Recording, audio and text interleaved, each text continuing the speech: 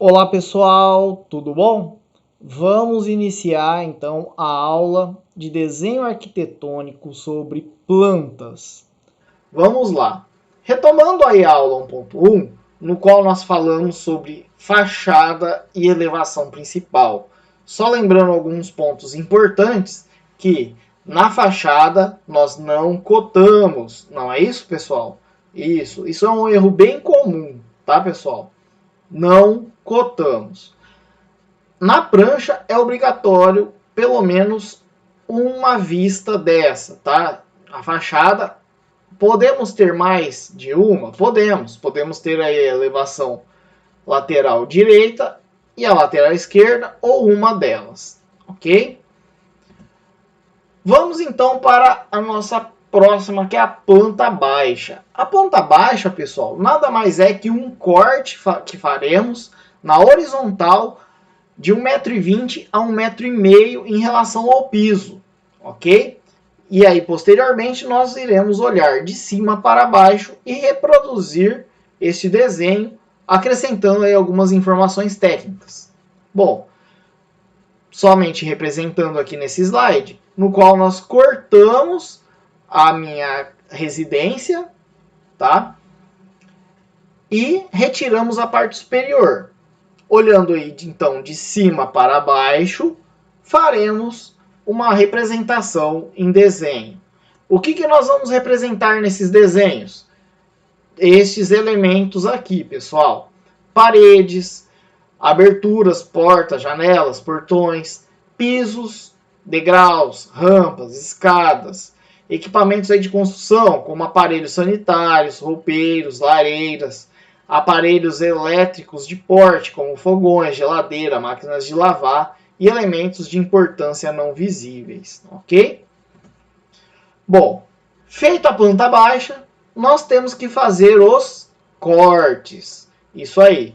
O que são os cortes? São representações de vistas ortográficas seccionais do tipo corte, obtido quando passamos por uma construção de um plano de corte e projeção vertical, normalmente paralelo às paredes, e retiramos a parte frontal, mais um conjunto aí de informações escritas que um complementam.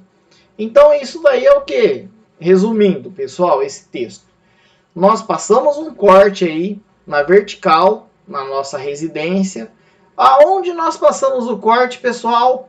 Principalmente nas áreas molhadas. Isso aí.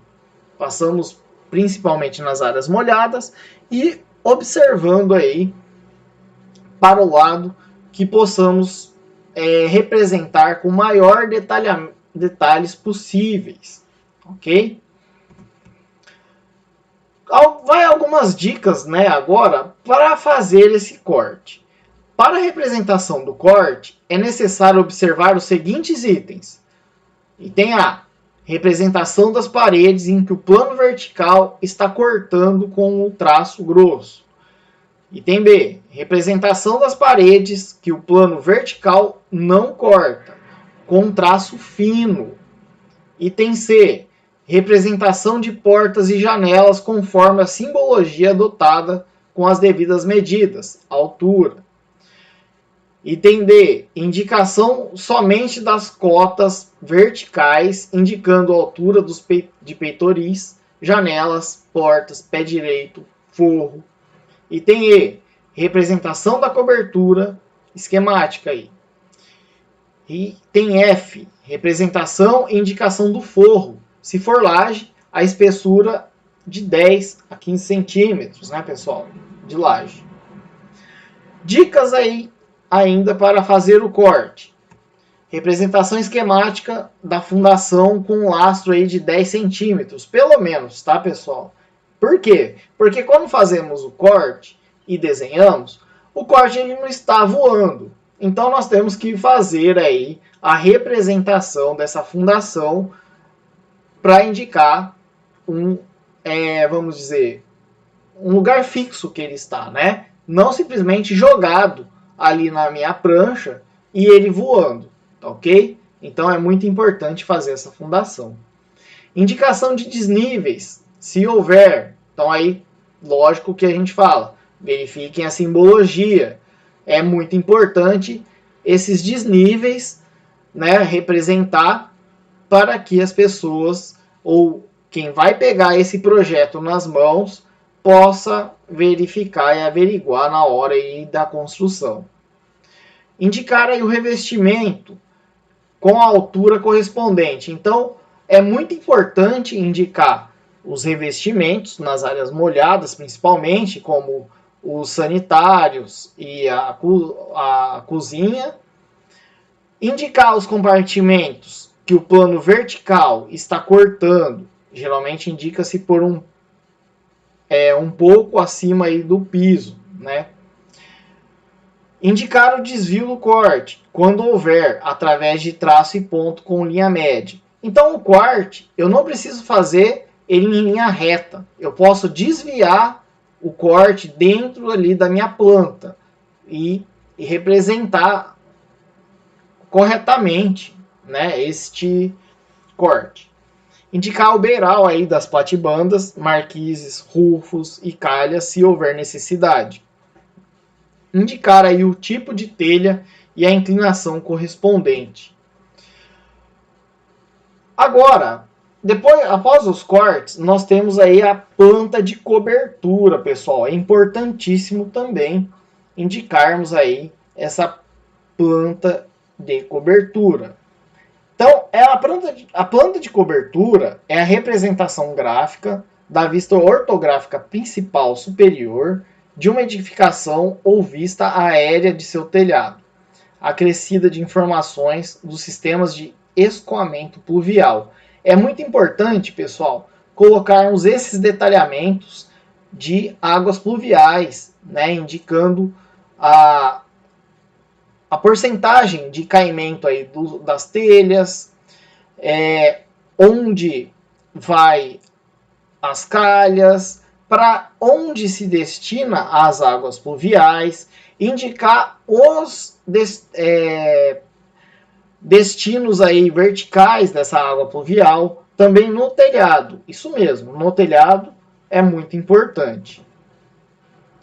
A planta de cobertura, nós temos um outro exemplo de indicação aí de caimentos, escoamentos aí de água pluvial.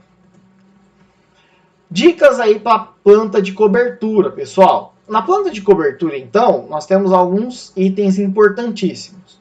Tipo de telha, inclinação correspondente ao tipo de telha. Se houver, indicar beiral, platibanda, rufos, marquises. Determinar aí as cotas parciais e totais da edificação. Também temos, pessoal, a planta de situação. O que é a planta de situação, pessoal? É onde nós vamos situar a nossa obra dentro de um quarteirão, tomando referência aí uma rua, uma não, né? Temos que ter aí pelo menos umas 3 a 4 ruas para deixar bem localizado a nossa obra. Então é a vista ortográfica superior esquemática com abrangência de toda a zona que envolve o terreno onde será edificada a construção projetada, com a finalidade de identificar o formato, as dimensões do lote e a amarração desse no quarteirão em que se localiza. Nós temos então, pessoal, aqui algumas pranchas de projetos no qual nós indicaremos a planta de situação aqui na nossa legenda. Isso mesmo. A legenda, lembrando que sempre no formato aí A4, não é isso? E indicaremos a planta de situação aqui nessa legenda, ok? Não podemos esquecer dessa informação. Se vocês estão com alguma dúvida, na aula 1.3 eu irei falar aí sobre o Código de Obras do município de Ilha Solteira. É uma aula importantíssima e eu recomendo que vocês guardem ela no coração de vocês. Isso mesmo, pois ela é muito importante para desenvolver aí um projeto. Na planta de implantação ou locação, pessoal, mostra onde a construção está localizada dentro do terreno, sempre indicando as cotas de amarração, ou seja, as distâncias do limite do terreno, muro, cerca-viva, outra edificação, até um ponto inicial da obra. Nessa planta ainda podemos também definir a locação aí da vegetação ou não, calçadas, agenciamento, sempre cotando aí ou amarrando ao terreno. A planta de locação e cobertura, em geral, é desenhada aí nas escalas de 1 para 100 ou 1 para 200. Quando necessário, para maiores detalhes, usamos aí a escala de 1 para 50. Nela também é indicado colocar a orientação do norte, tá, pessoal?